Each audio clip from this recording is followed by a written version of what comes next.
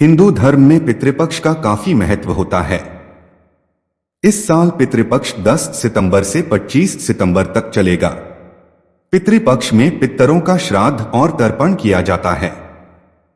इसके साथ ही इस दिन कौवों को भी भोजन कराया जाता है।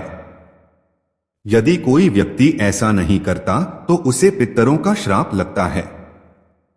लेकिन शास्त्रों के अनुसार श्राद्ध करने के बाद जितना जरूरी भांजे और ब्राह्मण को भोजन कराना होता है, उतना ही जरूरी कौवों को भोजन कराना होता है। माना जाता है कि कौवे इस समय में हमारे पितरों का रूप धारण करके पृथ्वी पर उपस्थित रहते हैं। इसके पीछे एक पौराणिक कथा जुड़ी है, जो कि इस प्रकार है। इंद्र के पुत्र जयंत ने ही सबसे पहले कौवे का रूप धारण किया था।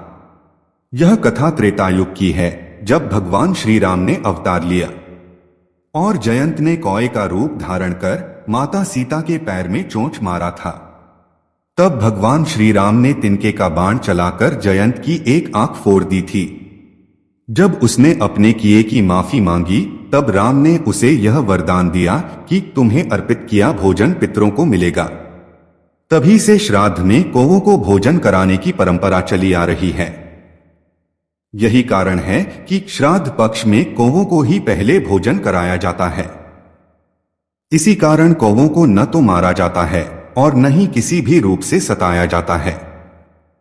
यदि कोई व्यक्ति ऐसा करता है तो उसे पितरों के श्राप के साथ साथ अन्य देवी देवताओं के क्रोध का भी सामना करना पड़ता है और उन्हें जीवन में कभी भी किसी भी प्रकार की कोई सुख और शांति प्राप्ति नहीं होती है। श्राद्ध पक्ष में कौवे का महत्व बहुत ही अधिक माना गया है।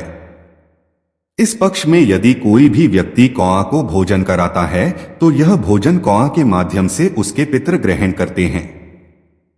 शास्त्रों में यह बात स्पष्ट बतलाई गई है कि कोई भी क्षमतावान आत्मा कौवे के शरीर में विचरण कर सकती है। आश्विन महीने के 16 दिन कौवा हर घर की छत का मेहमान बनता है। ये 16 दिन श्राद्ध पक्ष के दिन माने जाते हैं। कौवे एवं पीपल को पितृ प्रतीक माना जाता है। इन दिनों कौवे को खाना खिलाकर एवं पीपल को पानी पिलाकर पितरों को तृप्त किया जाता है। कौवे से जुड़े शकुन और अपशकुन। 1.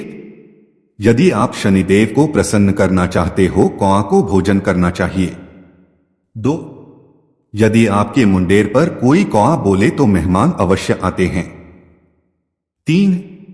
यदि कौवा घर की उत्तर दिशा से बोले तो समझे जल्द ही आप पर लक्ष्मी की कृपा होने वाली है। 4. पश्चिम दिशा से बोले तो घर में मेहमान आते हैं। 5. पूर्व में बोले तो शुभ समाचार आता है। 6. दक्षिण दिशा से बोले तो बुरा समाचार आता है।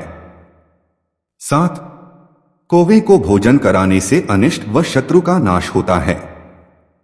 श्राद्ध पक्ष क्या सच में ही कौवों के रूप में आते हैं हमारे पितर भोजन करने? 16 रहस्य। श्राद्ध पक्ष में मान्यता है कि इस दौरान पितृ कौवों के रूप में आपके यहां आते हैं और श्राद्ध का भोजन करके तृप्त होते हैं। आओ जानते हैं इसका रहस्य। 1. शास्त्रों में कौवे एवं पीपल को पितृ प्रतीक माना जाता है। इन दिनों कौवे को खाना खिलाकर एवं पीपल को पानी पिलाकर पितरों को तृप्त किया जाता है। श्राद्ध में कौवे या कौवे को छत पर जाकर अन्न जल देना बहुत ही पुण्य का कार्य है। 2. माना जाता है कि हमारे पितृ कौवे के रूप में आकर श्राद्ध का अन्न ग्रहण करते हैं।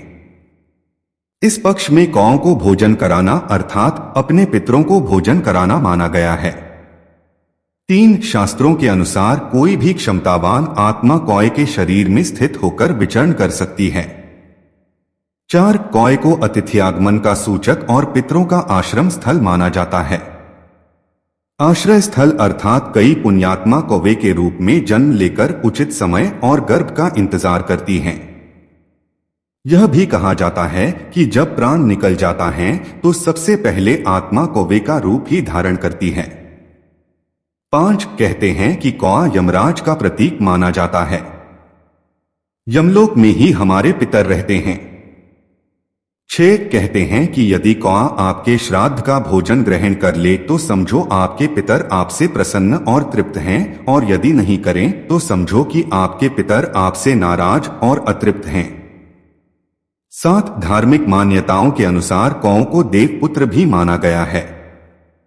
8 कहते हैं कि एक बार एक कौवे ने माता सीता के पैरों में चोंच मार दी थी, जिससे उनको पैर में घाव हो गया था। यह देखकर श्री राम ने अपने बाण से उस कौवे की आंख फोड़ दी थी। बाद में कौवे को पछतावा हुआ तो श्री राम ने उसे आशीर्वाद दिया और कहा कि तुमको खिलाया हुए भोजन से पितृ तृप्त होंगे। यह कौवा और कोई नहीं देवराज इंद्र के पुत्र जयंत थे। तभी से कौवों को भोजन खिलाने का महत्व बढ़ गया। 9 कौए को भविष्य में घटने वाली घटनाओं का पहले से ही आभास हो जाता है। 10 कौए को भोजन कराने से सभी तरह का पितरी और कालसर्प दोष दूर हो जाता है। 11 पुराणों की एक कथा के अनुसार इस पक्षी ने अमृत का स्वाद चख लिया था, इसलिए मान्यता के अनुसार इस पक्षी की कभी स्वाभाविक मृत्यु नहीं होती। कोई बीमारी एवं वृद्धावस्था से भी इसकी मौत नहीं होती है। इसकी मृत्यु आकस्मिक रूप से ही होती है। 12 जिस दिन किसी कौए की मृत्यु हो जाती है उस दिन उसका कोई साथी भोजन नहीं करता है। 13 कौआ अकेले में भी भोजन कभी नहीं खाता, वह किसी साथी के साथ ही मिल बांटकर भोजन ग्रहण करता है। मित्रों, जानकारी अगर अच्छी लगी तो लाइक, कमेंट और सब्सक्राइब जरूर करें। राधे राधे।